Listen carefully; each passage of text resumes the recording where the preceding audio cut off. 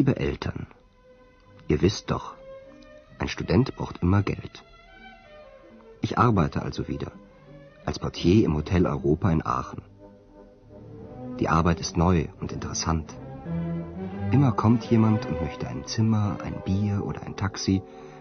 Oder jemand fragt, wo ist mein Geld, meine Brille, mein Pass?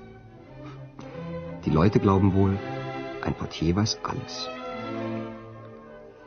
Da mache ich Studien, studiere Menschen. Da ist zum Beispiel Dr. Thürmann, ein Arzt aus Berlin. Er ist nett, aber er fragt sehr viel. Und da ist noch Herr Meier, ein Musiker. Er raucht und trinkt wohl gern. Auch ich rauche immer noch. Und das ist sehr teuer. Leider. Ihr kommt doch nach Aachen? Wer denn? Meine Eltern. Und ich?